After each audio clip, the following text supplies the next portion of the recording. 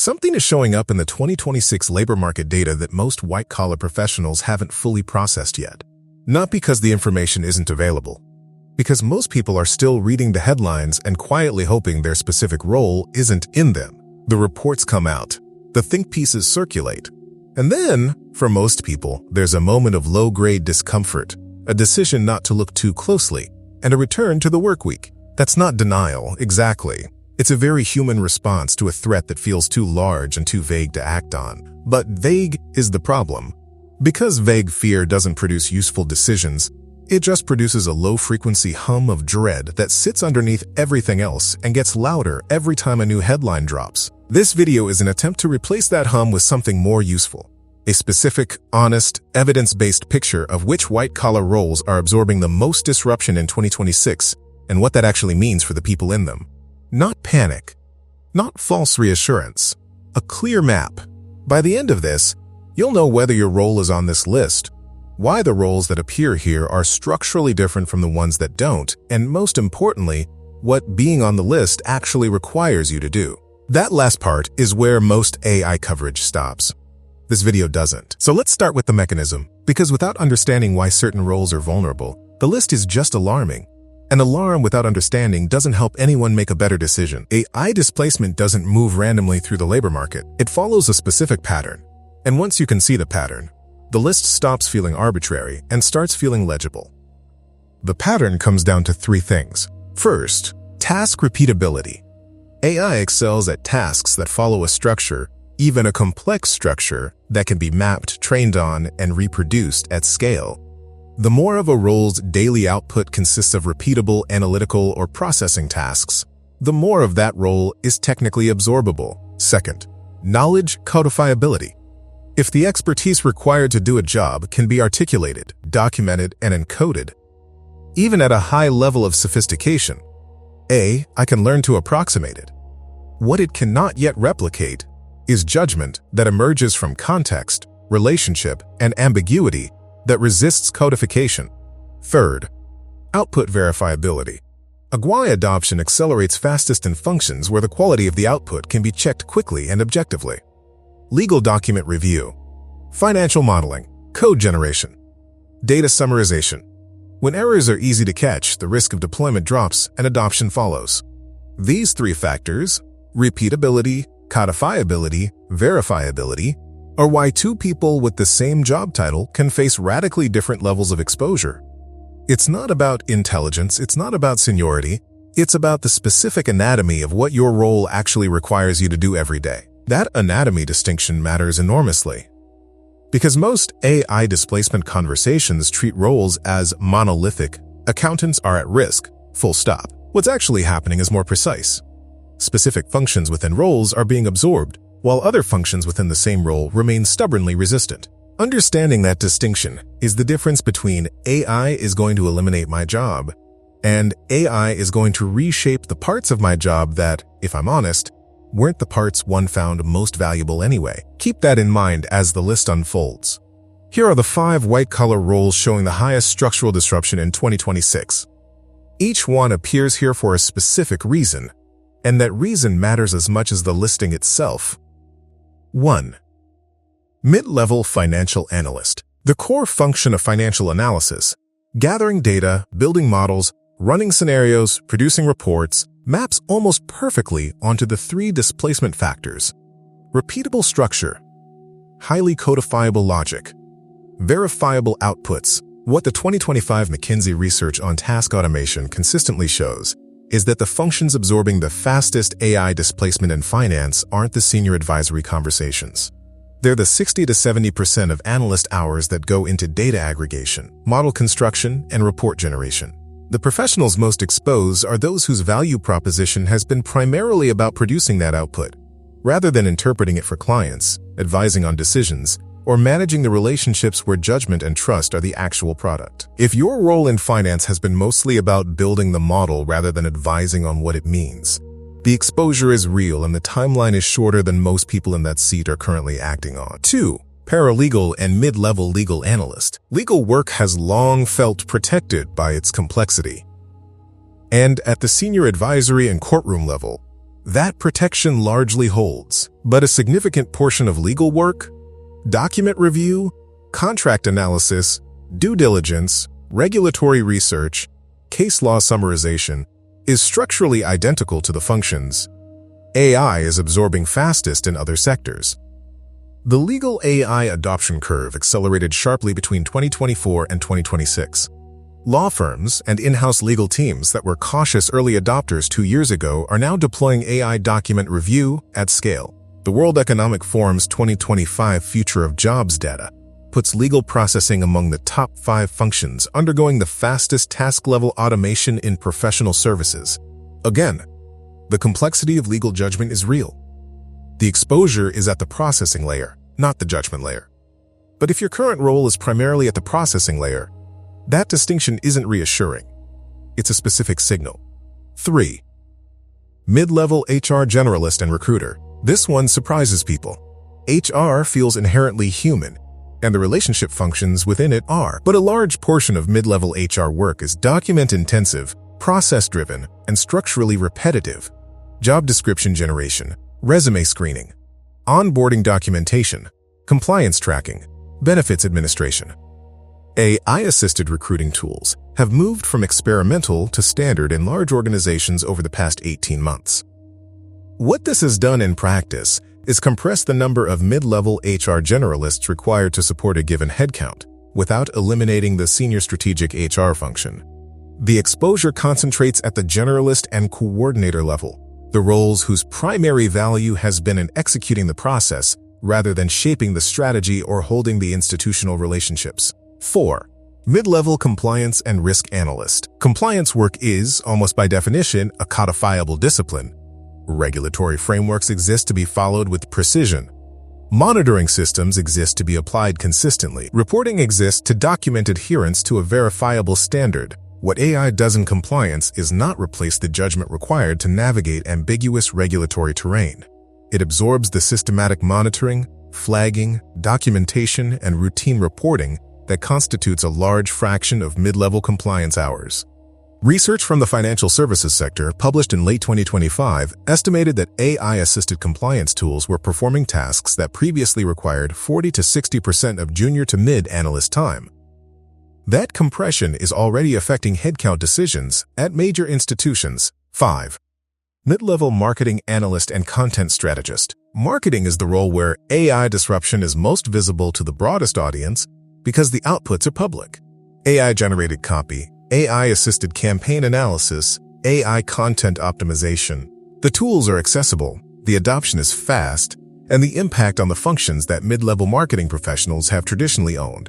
Content production, performance reporting, A/B testing analysis, audience segmentation is already significant. What is not being absorbed is the strategic layer, brand judgment, campaign architecture, client relationship management, the kind of creative direction that emerges from genuine market understanding. What is being absorbed is the production and analytical execution layer, which, in many marketing organizations, has been the primary job description for a significant portion of the team.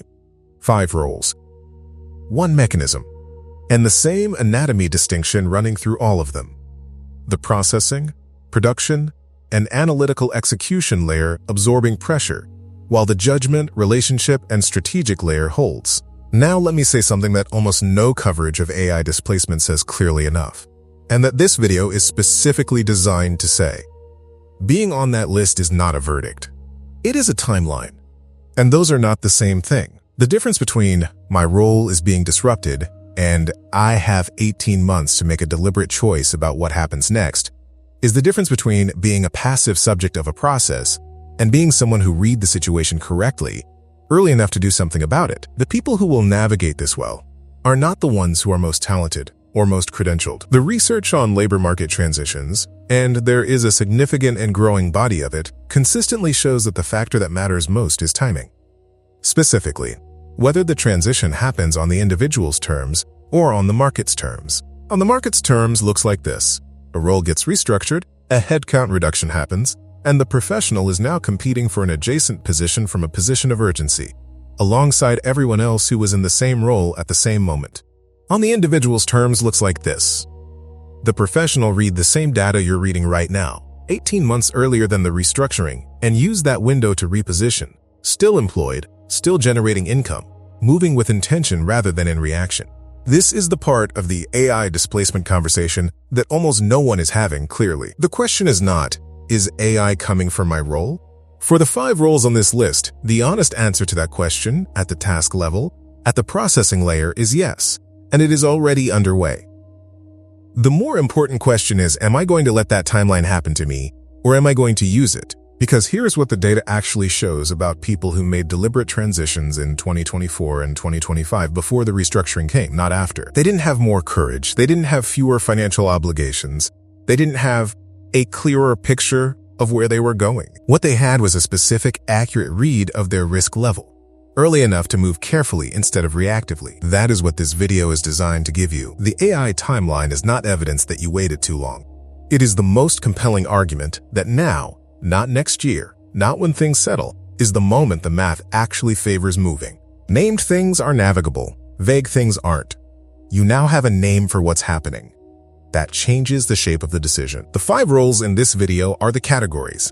The categories aren't enough, because within each of these roles, the exposure varies significantly depending on the specific functions you own, the seniority level you're at, and the industry context you're operating in. The tool in the description takes the framework from this video and applies it to your specific situation, producing a realistic picture of where your role actually sits on the disruption curve and a concrete skill gap map for what to address first. It was built specifically for professionals who are past the point of needing to be convinced the risk is real and ready to understand what it means for them precisely. The link is in the description and in the pinned comment. For anyone who recognized their role in that list and is now wondering what a rational response actually looks like, 3 moves. Not a leap, not a complete plan. 3 specific low-risk moves that belong to this week, not to some future version of your life where you have more clarity. The first move is the anatomy audit. Take your current job description, not the official one, the real one, the one that reflects where your actual hours go, and map it against the 3 displacement factors: repeatability, codifiability, verifiability. The functions that score high on all 3 are the ones under pressure. The functions that resist those categories, the judgment calls, the relationships, the ambiguous terrain that requires real contextual understanding, are the ones with durability. Most professionals in the roles on this list find, when they do this honestly, that their actual exposure is more concentrated than they feared, and their durable skills are more substantial than they assumed. That asymmetry matters. The second move is the transferable skills inventory. Every professional who has spent 5 or more years in any of the roles on this list has built a body of domain expertise, contextual judgment, and sector knowledge that has genuine market value, often in adjacent functions that aren't on the displacement list. The paralegal whose AI risk sits at document review has spent years developing legal reasoning, client communication, and regulatory navigation skills. The financial analyst whose exposure is in model building has built a level of financial literacy and business context judgment that most roles in adjacent sectors don't develop. The skills inventory is not about optimism.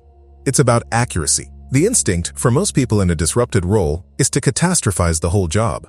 To feel like the role being pressured means the professional is being made obsolete. The data doesn't support that. What it supports is a more precise picture. Specific functions are being absorbed, specific skills remain genuinely scarce.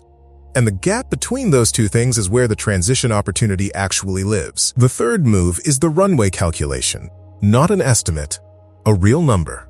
If this video has activated something, a sense that the situation is more urgent than you've been treating it, a recognition that the window for a deliberate response is real and not infinite, the most useful thing you can do with that activation is calculate exactly how much time you have to act carefully rather than reactively. The math of your specific situation is almost always more navigable than the fear of it. And once you have a number, a real runway in months, based on your real expenses, your real income, your real obligations, the decision stops being abstract. Abstract fear is the thing that keeps intelligent professionals in chronic low-frequency paralysis. Specific fear, fear of a number, fear of a timeline, is something you can actually work with. One more thing, for the people who are already preparing the objection, my role is more complex than what AI can handle, the headlines always overstate this. That objection is partially correct.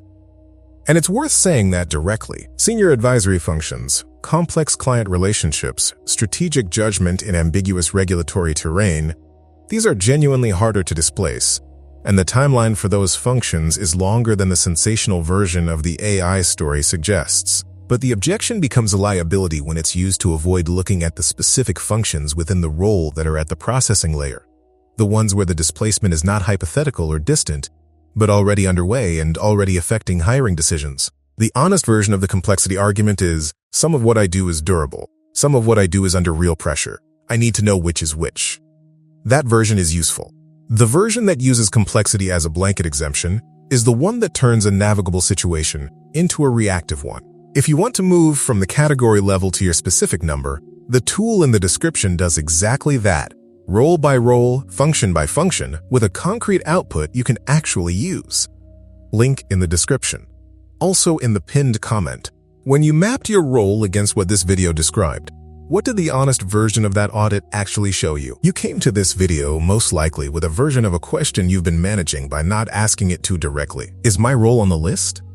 And if it is, what does that mean? You now have a specific answer to both parts. The answer to the first question is, for the 5 roles on this list, the disruption is real, it is already underway at the task level, and the timeline is shorter than most people in those roles are currently treating it. The answer to the second question, what does that mean, is this. It means the window for a deliberate response is open right now. Not because the situation is an emergency, but because the difference between navigating this on your terms and navigating it on the market's terms comes down to timing.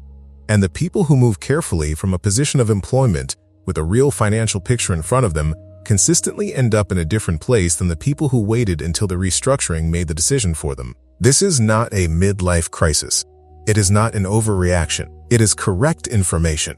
Arriving at a moment when acting on it still looks like a choice rather than a response to circumstances. The years you've spent in a role that is now under pressure were not wasted. They produced domain expertise, sector knowledge, and contextual judgment that has real value in the adjacent terrain where the displacement isn't concentrated. That value doesn't disappear because the processing functions are being automated. It becomes the thing you build from. What changes from this video is not everything. You don't need a plan. You don't need to have the conversation with your partner tonight or know what the next role looks like or be ready to bet anything on a direction that isn't clear yet. What changes is that the situation has a specific shape now. And specific things are navigable in a way that vague things never are. You are not someone waiting to see what happens to your role. You are someone who now has a real picture of what is happening and a window to respond to it deliberately. That is not a small thing. That is, in fact, exactly where a controlled exit begins. Not someone else's version of this. Yours.